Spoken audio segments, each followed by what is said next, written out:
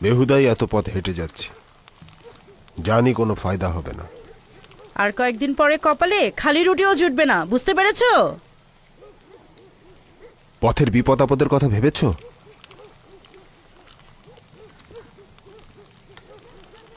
ভয়ঙ্কর নেকড়ে, জীবজন্তু ছাড়াও ডাকাতের ভয় রয়েছে। তোমরা 10 জন ভাই রয়েছো, প্রত্যেকেই শক্তিশালী এবং সামর্থ্যবান। চিন্তার তো কোনো কারণই নেই। আমি তোমার সফরের জন্য কিছু কাপড় আর কিছু খাবার তৈরি করে দিচ্ছি। শুধুমাত্র তোমাদের কারণে এই সফরে যাচ্ছি আমি। তোমার মাকে সাহায্য করবে, বাড়ি আর ভেড়াগুলোর দিকে খেয়াল রেখো। আমরা এখন জোয়ান হয়েছি আব্বাজান, আমরা কি আপনার সঙ্গে যেতে পারি? না আমার পুত্র, আমরা ভাইয়েরা মিলে সিদ্ধান্ত নিয়েছি যে আমাদের সাথে কোনো সন্তানকেই নেব না। অন্যদিকে তোমরা এখনো কম বয়সী এবং কম অভিজ্ঞতা সম্পন্ন। এরকম সফরে অভিজ্ঞতা থাকাটা খুবই জরুরি। যাই হোক, নিজের দিকে খেয়াল রাখবে।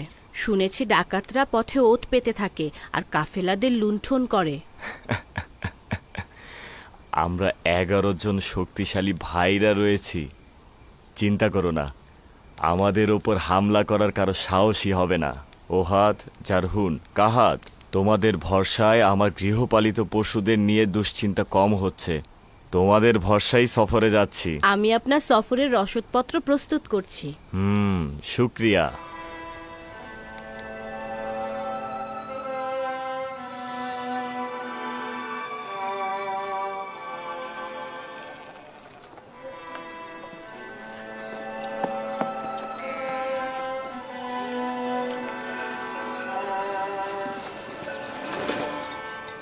পথের জন্য এই কয়েকটা রুটি দিলাম, এর বেশি আর নেই। এই যথেষ্ট।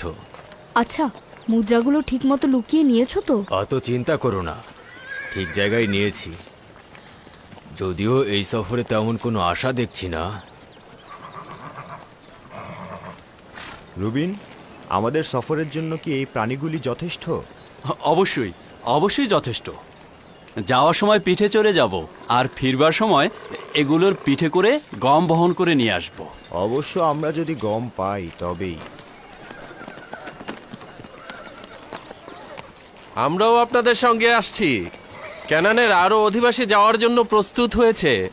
খুবই ভালো, সংখ্যায় যত বেশি হব বিপদ তত কম হবে। এত সব বিপদ মাথায় নিয়ে দীর্ঘ ভ্রমণে যাচ্ছি, আশা করছি খালি হাতে ফিরবো না। খোদা ভরসা, আমরা অবশ্যই আমাদের চেষ্টা করব। আপনারা নিজেদের হেফাজত করবেন। অবশ্যই। তুমি আমাদের পরিবার ও সন্তানদের দিকে লক্ষ্য রেখো। তুমি ভাইদের সঙ্গে যাচ্ছ না? অবশ্যই যাওয়া উচিত আমার, কিন্তু আব্বাজান তো অনুমতি দেবেন না। তুমি বলে দেখো, হয়তো অনুমতি দেবেন। জানি না।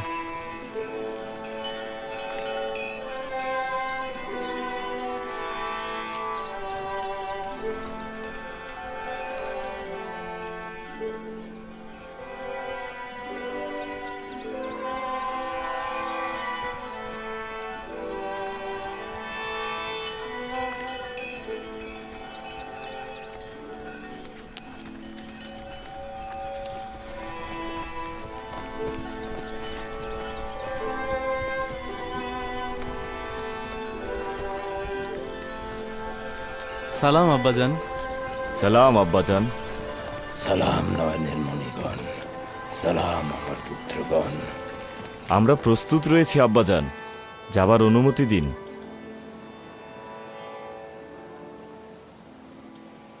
আব্বাজান, আমিও আমার ভাইজানদের সঙ্গে যেতে চাই, অনুমতি দেবেন? না, তার দরকার নেই।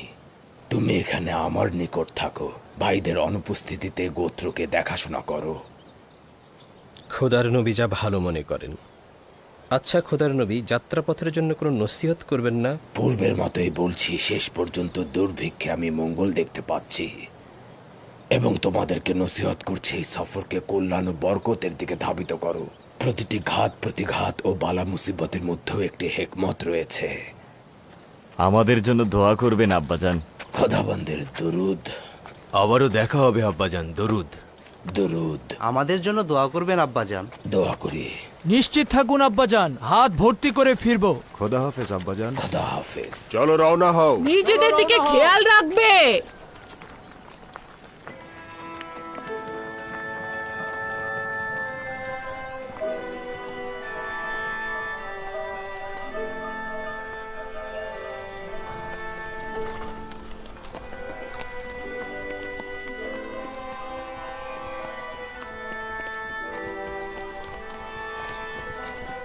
হে খোদাবন্ত, তাদেরকে সফল করুন, সুস্থভাবে ফিরিয়ে আনুন।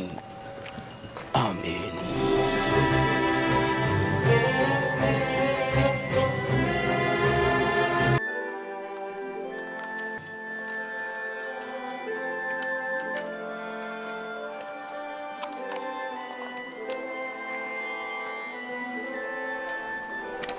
জুলেখা, কোথায় যাচ্ছেন?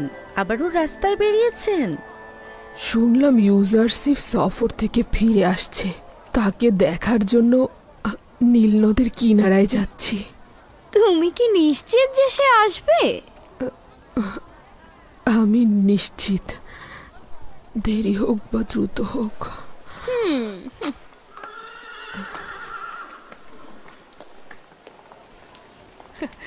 দেখেছো কতটা বোকা আর সরল। মনে হলো তোমার কথার কোনো দামই সে দিল না। ওর বিবেক বুদ্ধি সব গেছে, একেবারে দিওয়ানা হয়ে গেছে। কিন্তু এই দিওয়ানা সম্মানের যোগ্য নয়। ইউজারশিপ সম্পর্কে বাচ্চারা আর জওয়ানরা তাকে ভুল খবর দেয়, আর সে তাদেরকে অনেক মুদ্রা উপহার দেয়। তার সকল ধন সম্পত্তি শেষ হয়ে যাওয়ার পরেও সে আশা ছাড়েনি। হ্যাঁ, ঠিক বলেছ। ইউজারশিপের কোনো খবর পাওয়া মাত্রই তাকে দেখতে সে পথে বেরিয়ে পড়ে। ইউজারশিপ তো এক একদিন এক এক শহরে থাকে, তার দিদার পাওয়া সম্ভব নয়।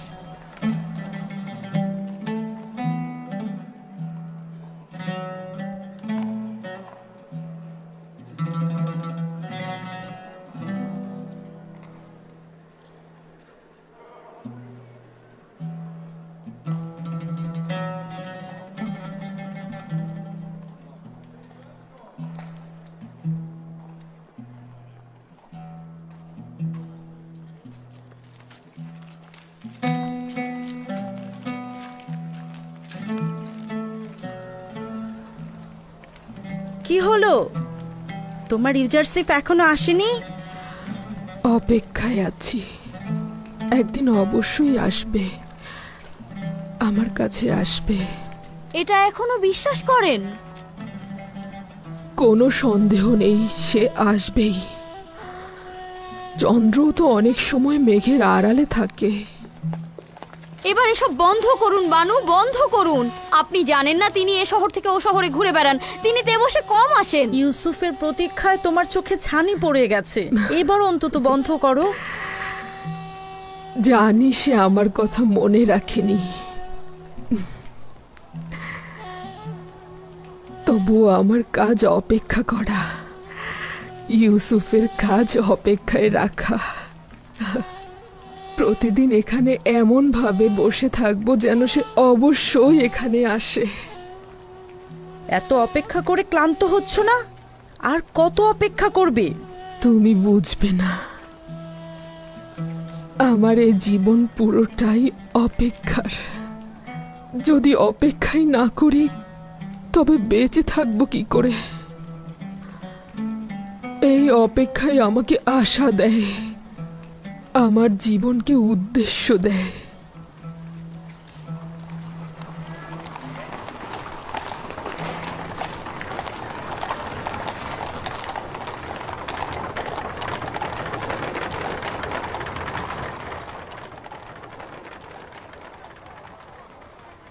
ইউসুফ, ইউসুফের খুশবু, ইউসুফ, আমি ইউসুফের ঘ্রাণ পাচ্ছি।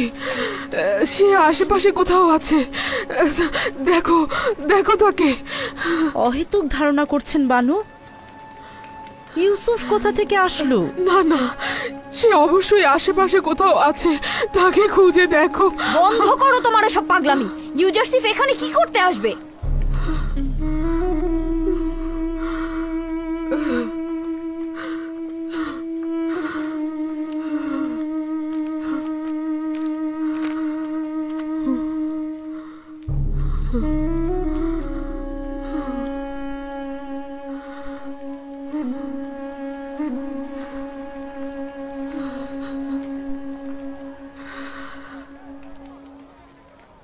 আমাকে ক্ষমা করবেন বানু, আমি ওভাবে বলতে চাইনি। আমার ভুল হয়ে গেছে বানু। আমি তোমার কথায় ব্যথিত নই। আমার অভিযোগ ইউসুফের প্রতি। যদি সে আসতো, এই সকল ব্যঙ্গ বিদ্রোপ আর কটাক্ষ শুনতে হতো না।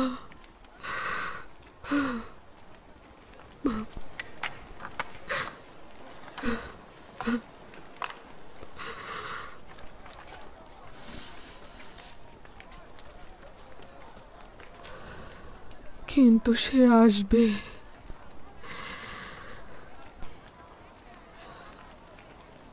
আমার অপেক্ষার পালা শেষ করতে সে আসবে।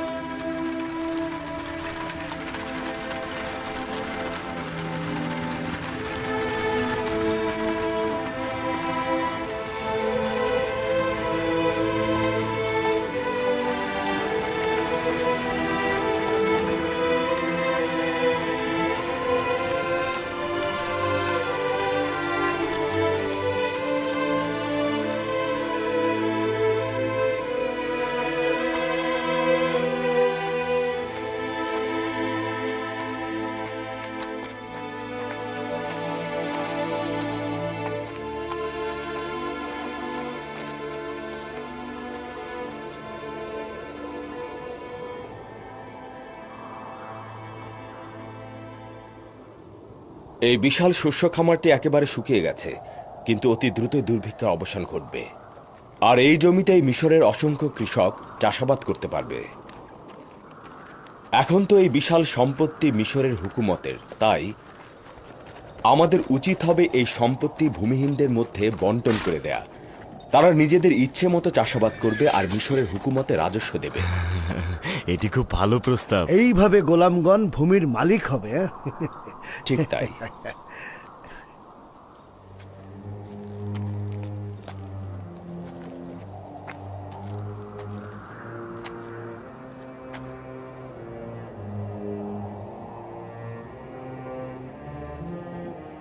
জানি না এখন ক্যানানের কি অবস্থা,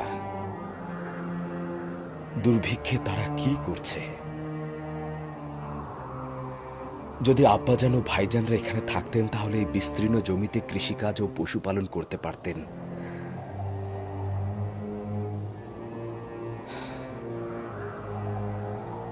বিশাল নীল নদী যদি এভাবে শুকিয়ে যায় তাহলে নিশ্চিত ক্যানানের খুব বেহাল অবস্থা।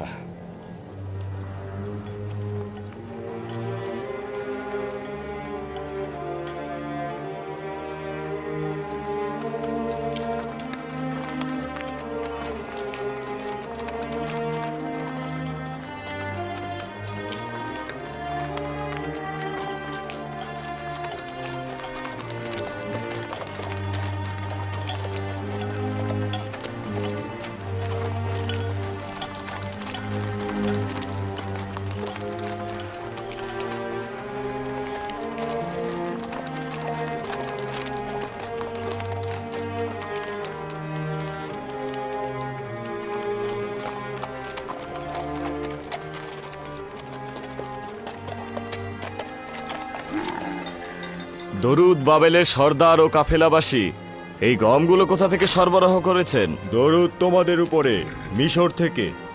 তোমরাও যেতে পারো। আমার মনে হয় তোমরা খালি হাতে ফিরবে না। মিশর আর কত দূর যেতে হবে? মিশর সীমান্তরক্ষীদের তো দেখাই যাচ্ছে, বেশি দূর যেতে হবে না, যাও। শুক্রিয়া, খোদা হাফেজ।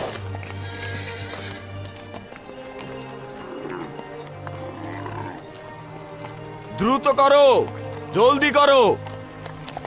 আচ্ছা, এখনো পর্যন্ত অনিশ্চয়তায় মিশরের দিকে চলছিলাম, এখন কি মনে হচ্ছে? এতক্ষণ পর্যন্ত তো কোনো আশাই দেখিনি।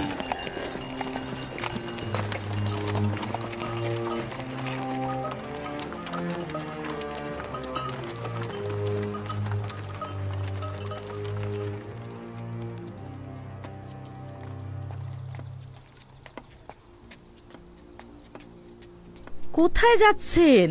ঠান্ডা তো, অসুস্থ হয়ে যাবেন। ঠান্ডা তো গরম কাপড় পরলেই ঠিক হয়ে যাবে। যদি আসমান থেকে পাথরও পড়ে তবু আমি যাব।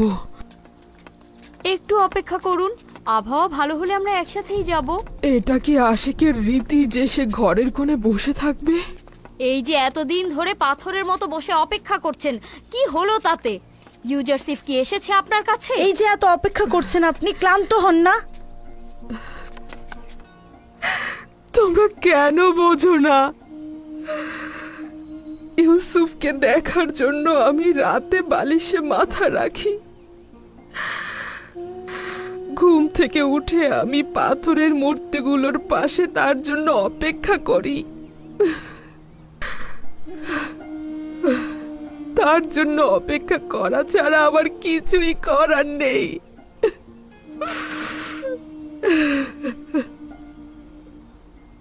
আমি কখনো নিরাশ নই, কখনো ক্লান্ত নই।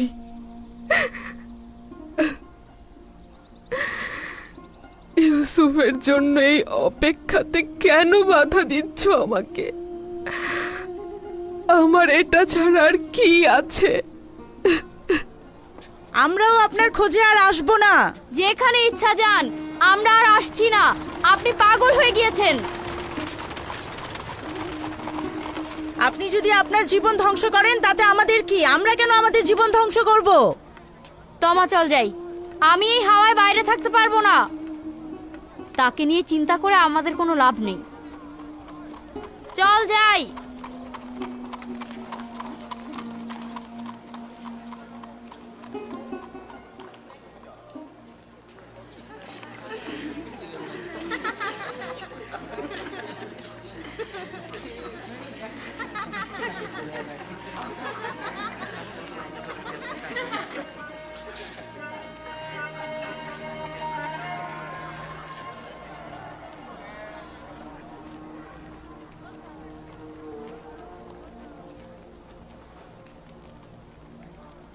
এই জুলেখা, তোমার কি ঘর বাড়ি নেই? বিশাল রাজমহল আমার কাছে সংকীর্ণ কবরস্থান, অন্ধকার জেলখানা আছে, থাকবে না কেন? যা কিছু থাকুক এখান থেকে তো উত্তম। এখানে থাকলে অসুস্থ হয়ে যাবে। কারো জন্য অপেক্ষায় আছি, বলেছে সে আসবে, না আসলে চলে যাব। চলো যাই।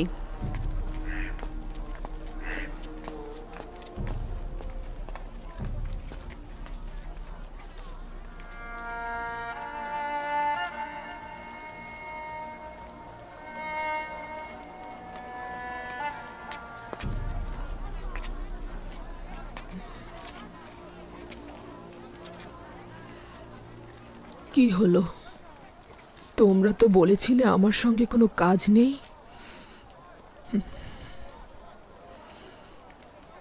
অনেক চেষ্টা করেছি কিন্তু পারলাম না।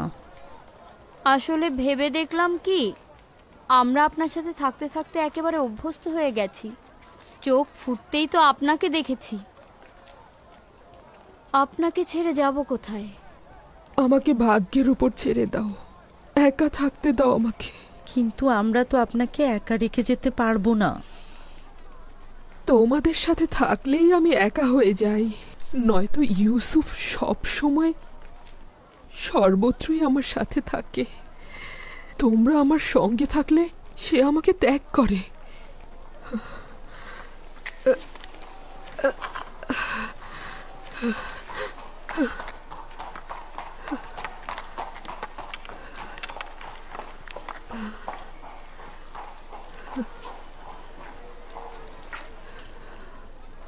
জুলেখার এটা কি ধরনের ইশক?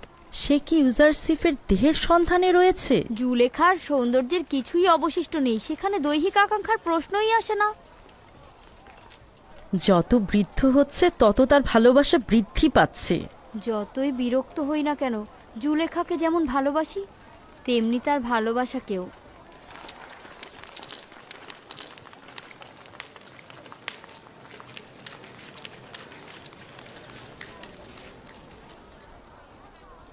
এখানে নিজের নাম ও ঠিকানা লিখো। আমরা হলাম 10 ভাই। আমার নাম লাবি, শামুন, ইয়াহুদা, জোয়াদ, দান, জাবলুন, ইয়াশাকের, আশির, মুক্তালিন, রুবিন। ইয়াকুবের সন্তান, ক্যানান থেকে এসেছি। বুঝলাম তোমরা 10 ভাই, কিন্তু তেবসে কেন এসেছো? অন্যরা যে কারণে আসছে আমরাও তাই। অন্যদের সাথে তোমাদের সম্পর্ক নেই। আমার সওয়ালের জবাব দাও। তোমাদের মিশরে আসার কারণ কি? আমরা আসলে গম নিতে এসেছি। আমাদের অঞ্চল ক্যানানের দুর্ভিক্ষ দেখা দিয়েছে। আমরা কি গম পেতে পারি?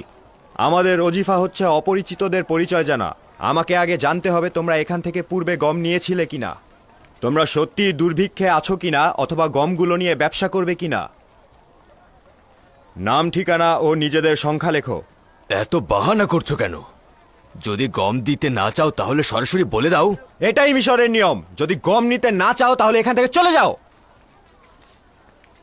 চুপ থাকো শামুন। আমি আপনার কাছে ক্ষমা চাইছি। যদি এটাই নিয়ম হয়ে থাকে তবে আমরাও অবশ্যই পালন করব। বলুন এখন আমরা কি করব? নিজের নাম, পরিচয় এই প্যাপিরাসের উপরে লেখো। আমাকে সেটা নিয়ে গিয়ে জনাব ইউজারসিফকে দেখাতে হবে। জবাব না আসা পর্যন্ত ওই সদর দরজার পেছনে অপেক্ষা করো। অবশ্যই অপেক্ষা করব। এ আর এমন কি, তাই না?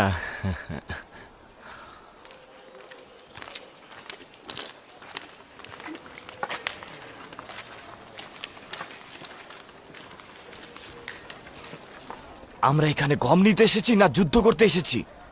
সব জায়গায় ঝামেলা করার অভ্যাস করে ফেলেছো।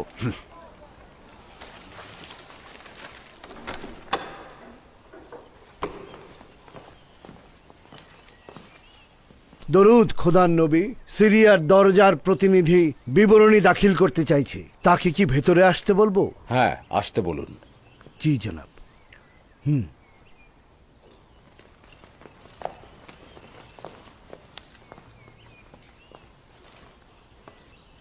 দরুদ আলী জনাব। খোদাবন্দের দরুদ তোমার উপরেও। বলো আমাকে, কি খবর এনেছো? আলী জনাব, গত সপ্তাহে কিছু বিদেশি সিরিয়ার সীমান্ত দিয়ে তেবসে প্রবেশ করেছে। তাদের সংখ্যা ছিল 390 জন। তারা প্রত্যেকে 1 বস্তা করে গম নিয়ে ফিরে গেছে। তারা হেতিতি, হিট্টি, খাবেরি ও শাম অঞ্চলের অধিবাসী ছিল। আর তেমন উল্লেখ করার মতো কিছু নেই। তবে 10 জন ভাই ক্যানানের অধিবাসী মিশরে প্রবেশ করতে চাইছে। তাদেরকে সদর দরজায় অপেক্ষা করতে বলেছি। ক্যানান? 10 জন ভাই? জি আলী জনাব। তাদের নাম জিজ্ঞেস করনি? জি আলী জনাব, তাদের নাম ও ঠিকানা এখানে লেখা রয়েছে।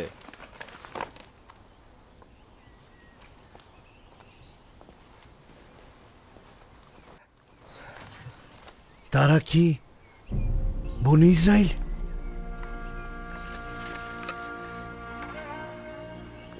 কি হলো খোদার নবী? খারাপ কিছু ঘটেছে?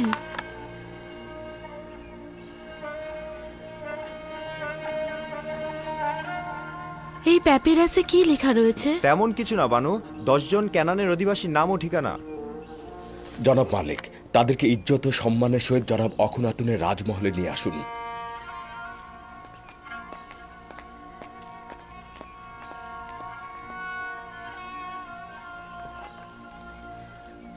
আপনার খোদার কসম, কি হয়েছে বলুন?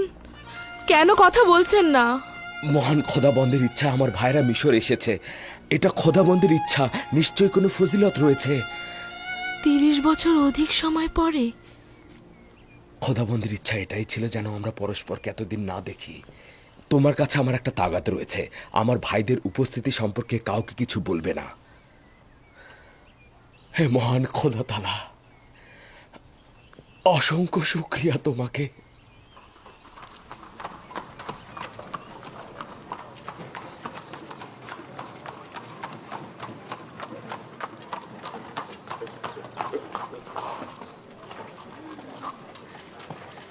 কোথায় তারা?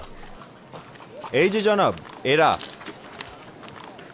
তোমরা কেনানের অধিবাসী? হ্যাঁ, আমরা সবাই ক্যানানের অধিবাসী। তোমরা তো 10 জনের বেশি রয়েছ। আমাকে বলা হয়েছে কেনানের 10 জন ভাই। আমরাই 10 ভাই, আর বাকিরা ক্যানানের অধিবাসী। আমি আজই যে মিশরের পক্ষ থেকে এসেছি। যদি তোমরা অপমানিত হয়ে থাকো কিংবা তোমাদের সময় নষ্ট হয়ে থাকে, তার জন্য আমি ক্ষমা চাচ্ছি। তোমরা 10 জন তেবুসে প্রবেশ করতে পারো। আমি প্রতিনিধি হিসেবে আজই যে মিশরের কাছে তোমাদের নিয়ে যাব। তাহলে আমাদের বাকি ক্যানানিদের কি হবে? তারা গম ক্রয়ের জন্য যেতে পারে, আর তোমরা আমার সঙ্গে এসো। কিন্তু আমরা 10 জন কেন? এটা তো জানি নে। আজই যে মিশরের কাছে সওয়াল করবে। তোমরা সবাই এসো।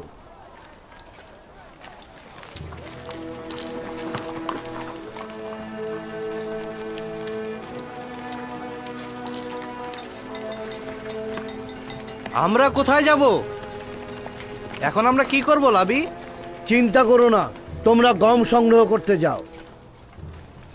অতঃপর তোমরা এই দরজার সামনে পরস্পর মোলাকাত করবে, আর তাদের ভারবাহী প্রাণীগুলোকে গোয়াল ঘরের দিকে নিয়ে যাও।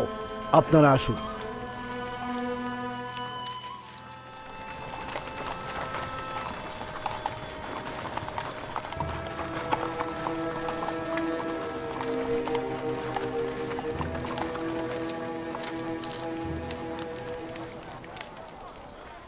আমার মাথায় কিছুই ঢুকছে না।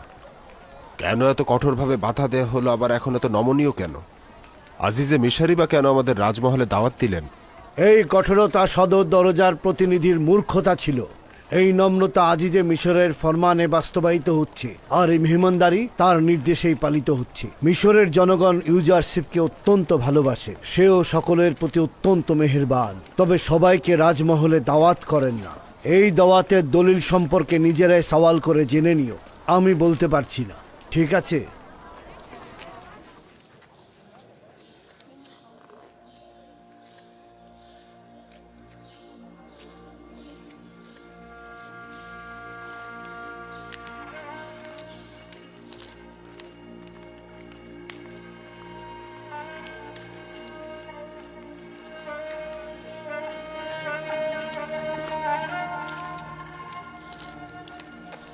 একটু দাঁড়াও। একটু দাঁড়াও।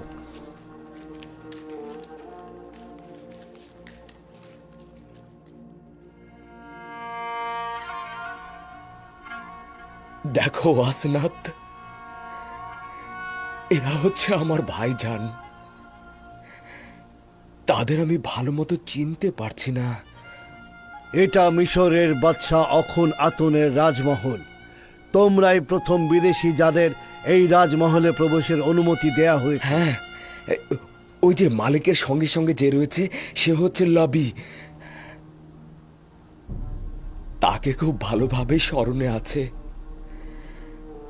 আমার সর্বোৎকৃষ্ট ভাই, যে আমাকে হত্যার হাত থেকে বাঁচিয়েছিল।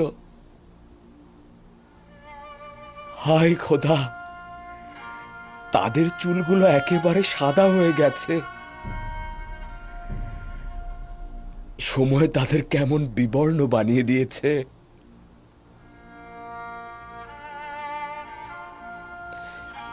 ওই যে দেখো, যে সবার পেছনে দাঁড়িয়ে রয়েছে, তার নাম হচ্ছে ইয়াহুদা। দেখো সে সবকিছু কেমন সন্দেহের চোখে দেখছে,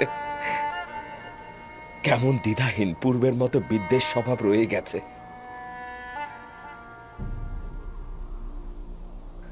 হায় খোদা, তারা বেশ বয়স্ক আর অসহায় হয়ে গেছে।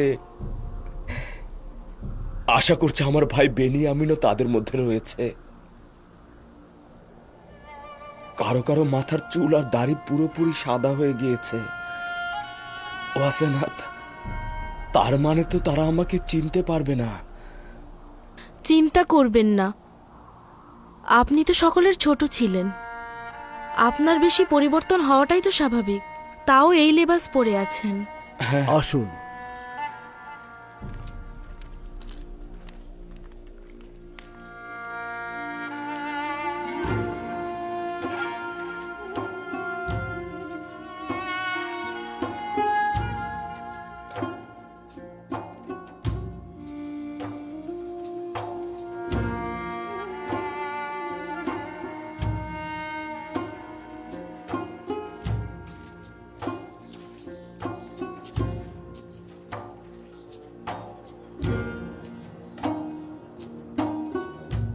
এসো যাওয়া যাক।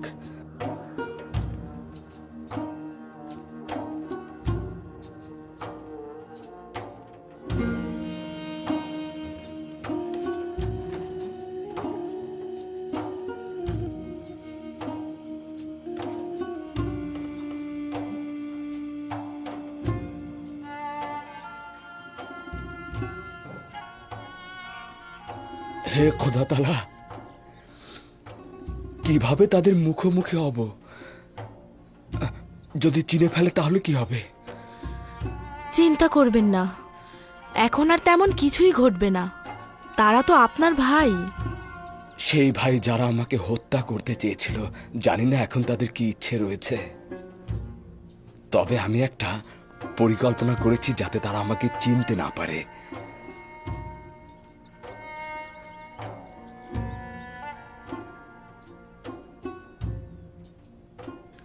আবারও সেই নিশানা মাউদ।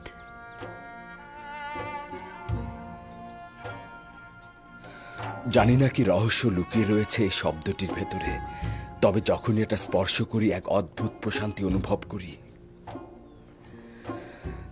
আমি এখানে তাদের কয়েকদিন রাখতে চাইছি। 30 বছরেরও অধিক সময় তাদেরকে না দেখেছিলাম। আমরা কি জানতে পারবো না কেন আমাদের এখানে আনা হয়েছে? বুঝতে পারছি না, আমাদের সঙ্গে আজিজে মিশরের কি কাজ থাকতে পারে? আসা উচিত হয়নি। মনে হচ্ছে কোনো ফাঁদে আটকা পড়েছি, উদ্ধারেরও কোনো পথ নেই। আমি কিন্তু ঠিক উল্টো অনুভব করছি, নিরাপদ অনুভব করছি, খারাপ কোনো নিয়ত নেই।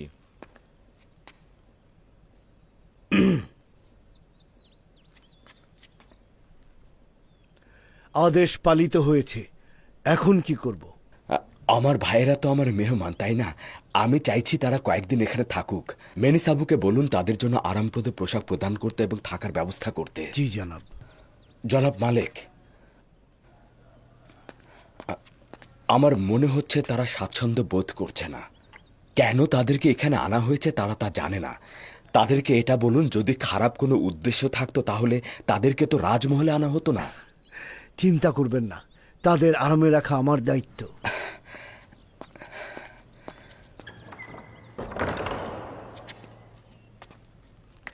খোশ আমদেদ। আশা করছি দীর্ঘ যাত্রাপথের ক্লান্তি শরীর থেকে মুছে ফেলবেন। আমাদের কেন এখানে নিয়ে আসা হয়েছে? আমাদের সাথে আজিজে মিশরের কি কাজ? নিঃসন্দেহে তোমাদের শাস্তি দেওয়ার ইচ্ছে থাকলে রাজমহলে তোমাদের নিয়ে আসতো না, কিন্তু আজিজে মিশরের তোমাদের সঙ্গে কি কাজ রয়েছে সেটা তিনিই ভালো জানেন। আমি শুধুমাত্র তোমাদের মেহমানদারির দায়িত্বে রয়েছি। বেনিসাবু মন্ত্রী মহোদয়ের কাছের লোক, যিনি আপনাদের খেদমতে নিয়োজিত আছেন। যে কোনো তাগাদ করলে তিনি ইন্তেজাম করবেন।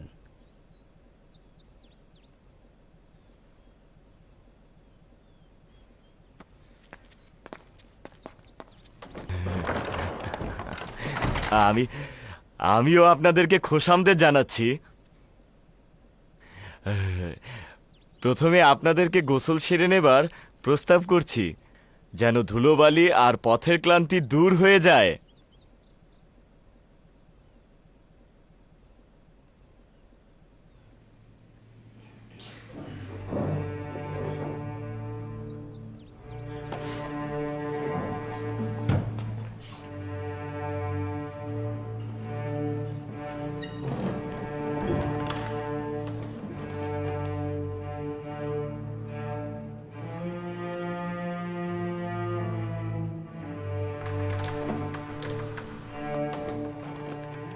কি অদ্ভুত!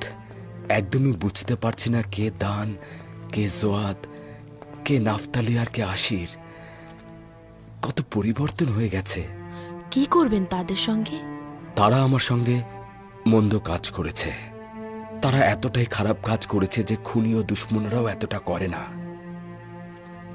কঠোর সাজা প্রাপ্তিটাই তাদের হক ছিল, কিন্তু আমি তাদের ক্ষমা করে দিয়েছি। ওই মুহূর্তে ক্ষমা করেছি যখন তারা আমাকে গোলাম হিসেবে বিক্রয় করেছে।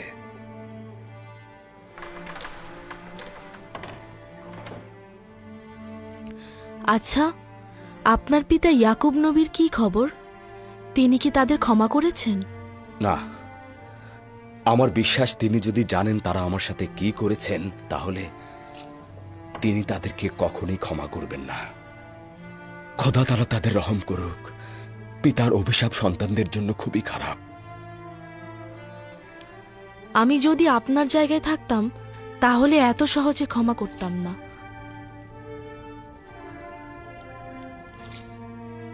খাবার দাবারের পর দ্রুত তাদের বিশ্রামের ব্যবস্থা করবে। মনে হচ্ছে তারা খুবই ক্লান্ত। আদেশ শিরোধার্য।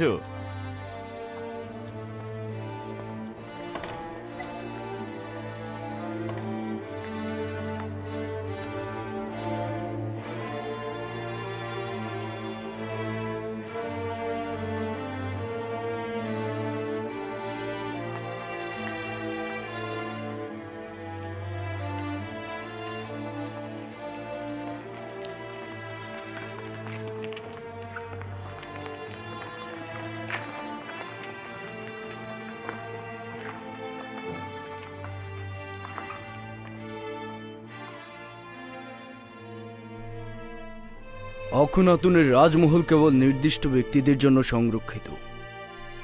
এখানে এরা কারা আসা যাওয়া করছে? কি কাজ এদের? মনে হচ্ছে জনাব হাকিম ইউজারশিপের মেহমান।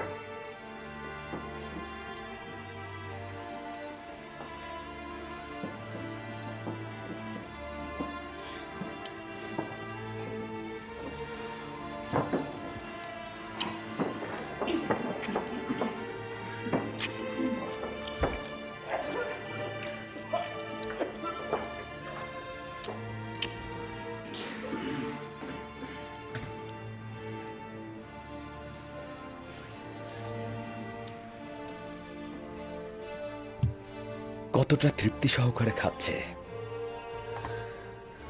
নিশ্চয়ই ক্যানানের দুর্ভিক্ষের হাহাকার চলছে, তাই হয়তো তারা এই কষ্টকর পথে পা বাড়িয়েছে। এনারাই যদি এত ক্ষুধার্ত থাকে, না জানি তাদের স্ত্রী সন্তানদের কি অবস্থা।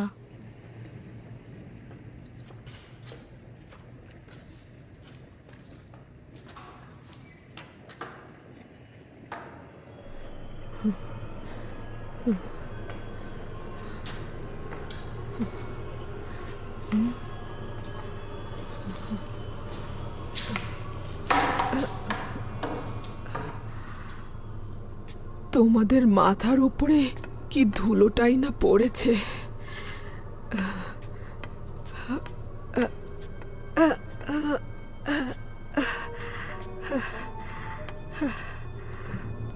এটা হয়ে গেছে মাকড়সাদের বিচরণ কেন্দ্র।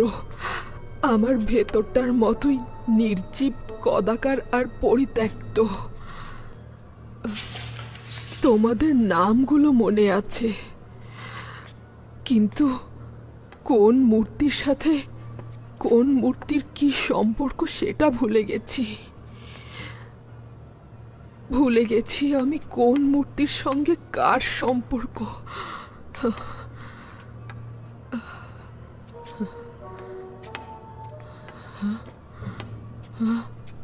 মনে হচ্ছে তিয়া,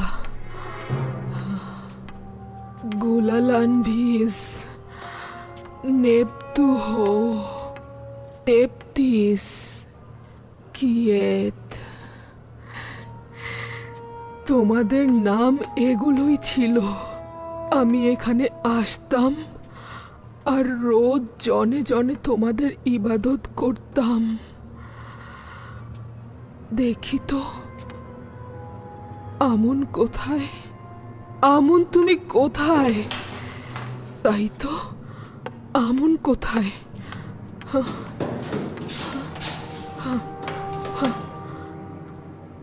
আমন, দেখলে তো কতটা সন্ধান করার পর তোমাকে পেলাম। পূর্বে খুব ভালো মতোই জানতাম তুই কোথায়।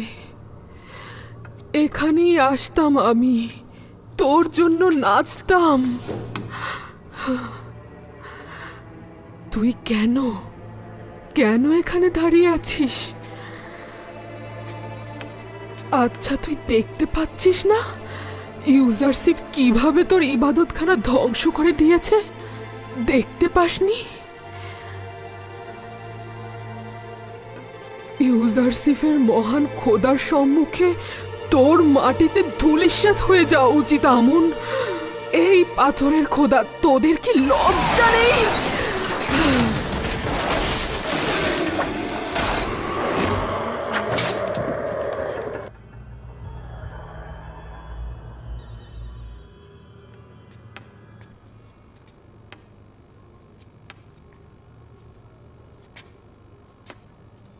এখনো ইউসুফের মহান খোদার সম্মুখে খোদা সেজে আছিস?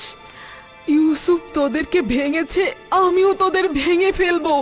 ইউসুফের খোদা সাক্ষী থাকুক, আমি তোদের ধ্বংস করে ফেলছি।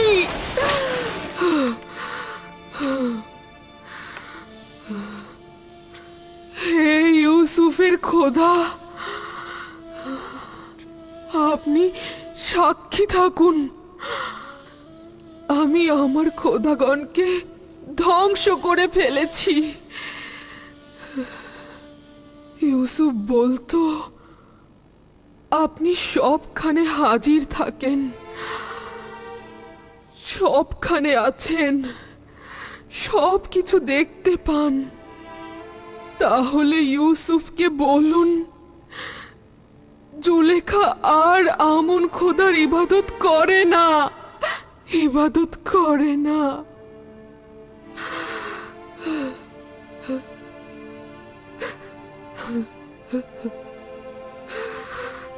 হে পরওয়ারদিগার, ভাইজানদের আমার নিকট ফিরিয়ে দেবার জন্য অনেক শুকরিয়া।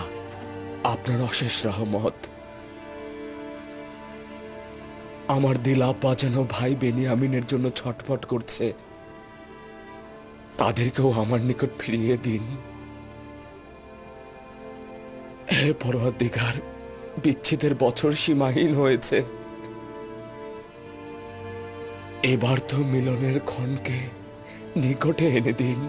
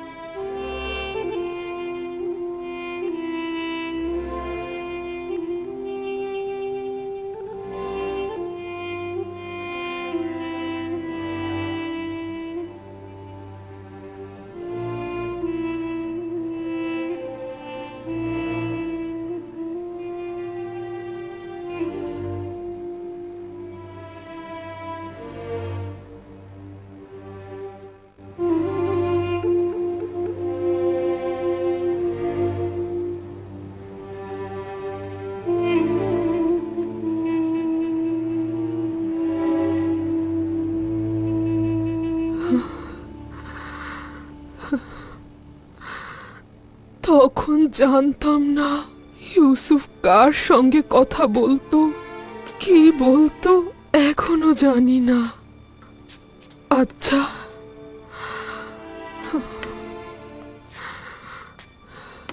সত্যি করে বলো তো,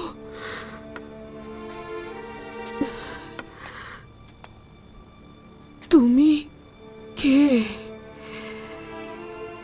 কেন ইউজারশিপ তোমার সাথে এত ইশক আর প্রশংসা নিয়ে কথা বলতো? তাহলে কি তুমিও আমনের মতো?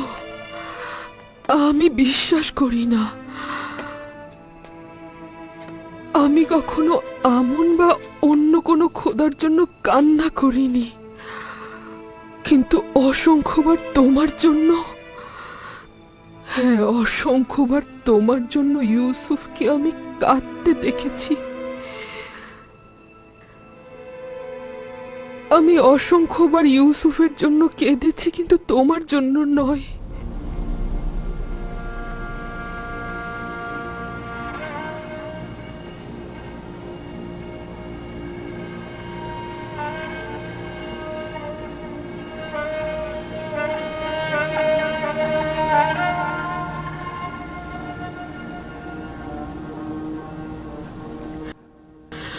মিশরের অনেক গণ্যমান্য ব্যক্তিগণ ইউসুফকে মাবুদের ন্যায় ভালোবাসে।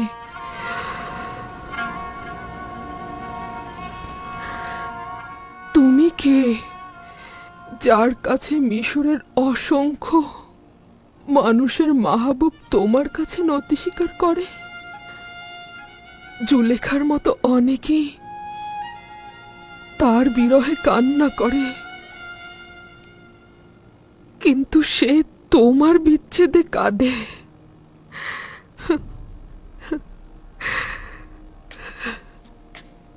তুমি অবশ্যই ভালো একজন মাহবুব, নয়তো ইউসুফ তোমার ইবাদত করত না, তোমার জন্য কান্নাও করত না।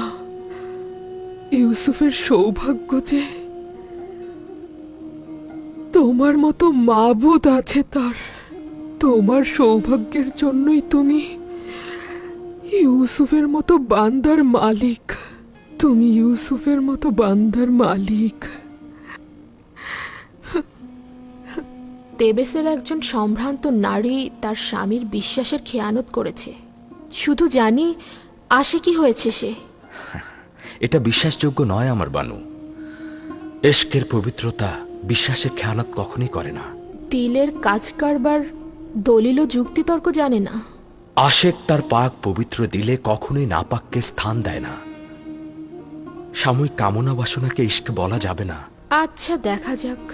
এবার একটা ব্যক্তিগত প্রশ্ন করি, কাউকে ভালোবাসো? জি। কে সে? যিনি আমাকে তার ভালোবাসা দিয়ে প্রকৃত মাবুদের দিকে আমাকে ধাবিত করেছেন। তুমি অবশ্যই খুব সুদর্শন, যার উপস্থিতিতে ইউসুফ সকল রূপসীদের পেছনে ঠেলে দেয়। যেভাবে ইউসুফকে সম্মান ও নাজ নিয়ামত উপহার দিয়েছ, সেভাবে কি অন্যদেরকেও প্রদান করো তুমি? সকলেই তো ইউসুফের মতো পাক পবিত্র নয়।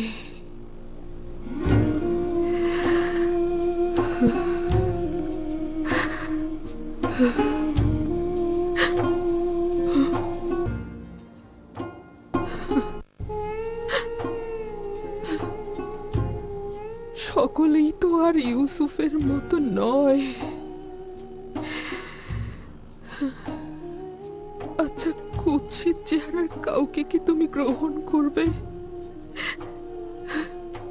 তাদের দিলের দরদগুলো কি শুনবে? ইউসুফ তো সকলের সঙ্গে মেহেরবান ছিল, তুমি কেমন হবে? কিন্তু বিশ্বাস করি ইউসুফের মাবুদ এক ও অদ্বিতীয়, সর্বশ্রেষ্ঠ এবং সবচাইতে সুদর্শন হবে। যদি ইউসুফ তোমার ইবাদত নাও করে, আমি তোমার ইবাদত করব।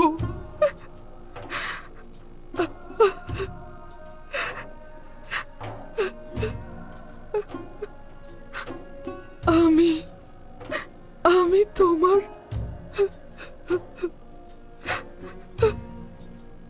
প্রার্থনা করব। আমি তোমার প্রার্থনা করব।